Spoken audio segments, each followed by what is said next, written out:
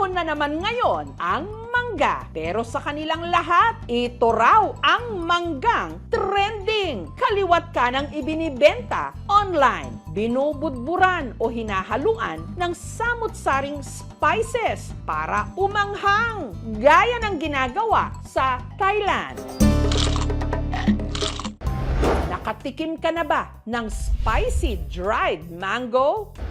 Dito sa mango capital ng Pilipinas, sa probinsya ng Guimaras, ang isa raw sa mga pinakaunang gumawa nito, si Rebecca. Yung ginawa namin, parang nag-experiment lang ng gawa-gawa ng spicy na dried mango. Nung tinikman namin, ay, ang sarap pala. Ang mga manggang gamit ni Rebecca sa paggawa ng spicy dried mango, mga reject daw. Hindi maganda yung sizes, deform, mayroong mga scratch sa skin. So sabi ko, kailangan may magawa tayo dito. Ito ang dinadala niya sa kanilang planta. Kinakalburo natin dahil nagagamit kami ng reject 48 hours bago siya ipaprocess. Sa dried mango, 20% na may asim at saka 80% ang tamis.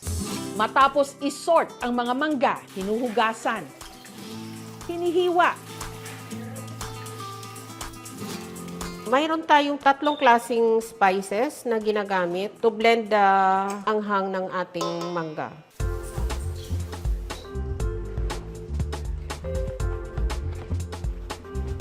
Ipapasteurize natin siya to disinfect ng ating mga slices para na hindi siya mabulok kaagad. After pasteurization, siniset natin siya overnight. Ito na yung itsura niya. Dinidrain natin, ilalagay natin siya sa cheesecloth. Pinapatuyo nila ito sa kanilang mga naglalakihang dryer. Yung dinadried natin is 75 kilos. Pinapatuyo siya sa mechanical dryer at saka mayroon tayong solar dryer. Bawat pakete ng spicy dried mango na ibibenta ng 90 pesos. Matamis at Thai anghang rin. It's a 10 out of 10. Dating DH o domestic helper sa Hong Kong, si Rebecca. Almost 7 years rin ako sa abroad. When I decide na umuwi, nabuntis ako and I become a single mom for 7 years. Dahil inalat daw siya noon sa paghahanap ng trabaho, naglakas loob siyang magnegosyo. Since naging popular yung Guimaras sa mangga, so we tried to develop a different product lines using mangga. Hanggang sa ang itinanim niyang sipag at tiyaga para ring punong mangga na nagbunga ng bonggang-bongga. Kumita rin kami ng 150,000 mga around a month. Salamat sa mangga, nakapagpundar na siya ngayon ng sarili nilang planta at mga sasakyan na pagtapos niya rin sa kolehiyo ang kanyang mga anak. I was invited to speak with the OFW. Dinala ako ng Department of Agriculture. Kung sa abroad ka, family mo lang yung makabenepisyo ng pera. Pero kung nandito ka pala, your family, your community, at saka yung ibang tao, nakabenefit sila lahat.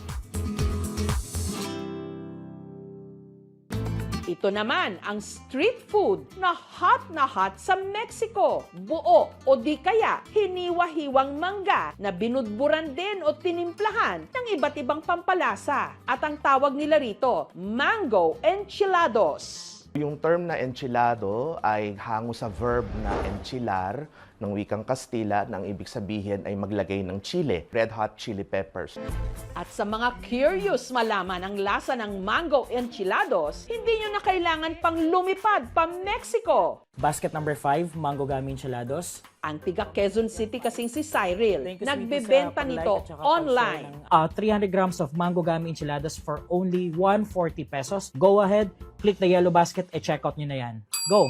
Ang mga ibinibentang mango enchilados ni Cyril nakalagay sa plastic na garapon kung saan din ito binubuhusan ng chili seasoning powder at chamoy sauce. At saka inaalog-alog.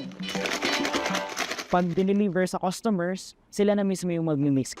Dito sa kanilang pagawaan sa Novaliches, inihahanda ni na Cyril ang kanilang orders. May 3 mango enchilados variants silang ibinibenta. May mango cubes, mango fries na parehong gummy-based at dried mangoes. Yan ang pinakamabenta po lagi is yung mango cubes. Dahil bite size po siya. Tapos, pagka kinoat kasi siya ng sauce, mas madali siyang i-shake. Ang kanila namang chili seasoning powder at chamoy sauce, imported pa raw mula Mexico. Direct na po kami doon, talagang authentic na Mexican brand yung ginagamit namin. Karamihan daw sa umu-order sa kanila, mga naglilihi. Madalas ang request sa amin, pwede po ba paka-deliver na kaagad kasi nagkikrave na sila. Nagka-complement po yung asim, tamis, tsaka anghang. Nakaka-addict po yung lasa niya. Si Cyril, hindi na lang ngayon sa online nagbebenta. Nagde-distribute na rin sila ng mango enchilados sa iba't ibang groceries sa Luzon. Ang 25,000 pesos na inutang niya raw na puhunan, kumikita na ngayon ng 500,000 pesos kada buwan. Nabago po yung buhay namin doon. So nakakuha po kami ng 3 sasakyan last year. This year, pinaplano po namin na magkaroon po ng bahay din. Hindi lang daw negosyo nila ang tumamis, pati na rin ang relasyon nila ng partner niyang si John Cedric. With Cyril being yung utak ng business, ako naman yung nagmamanage ng manpower, nagiging pambuo para mag-run yung business ng Spotly. Pero syempre, iniba-iba man ang mangga, wala pa rin tatalo sa classic. Dito sa summer capital of the Philippines, Baguio City, ang nagpapainit sa mga nangangasim na turista. Ang mga ibinibenta ritong classic mangga. Pero ang dagdag na nakakapagpalaway sa mga turista, ang classic rin nilang sausawan, homemade alamang at spicy salt.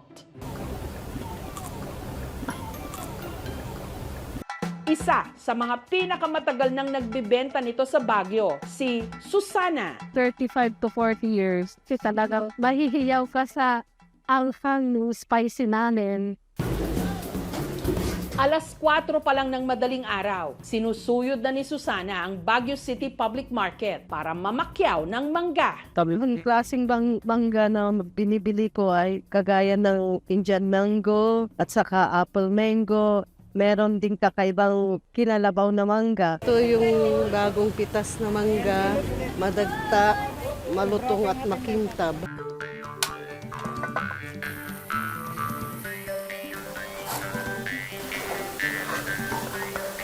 Pagkakalakasan, nasa 10 kilos na alamang ang napapaubos ko.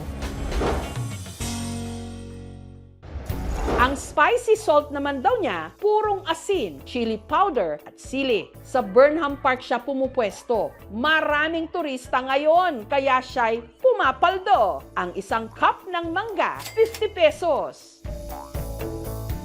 Refreshing talaga siya. Hindi naman siya masyadong maanghang. Kada araw, nakakaubos si Susana ng 100 cups. May coding kami hindi daily ang pagtitinda namin. Every other day, sa isang linggo, mga kulang-kulang 3,000. Minsan, inaanat, kaya laban lang. Ang mangga rin natin ay hitik sa vitamins A, vitamin C at potassium at healthy source din ito ng carbohydrates dahil sa tinataglay nitong fiber. It is recommended to limit sodium to up to around 2,000 milligrams per day for adults. Too much spice can inflame the digestive system. Mangga, mangga, hinog ka na ba? Oo, hinog na ako. Kung hilaw ka pa, gawin nating spicy mangga. It's a 10 out of 10.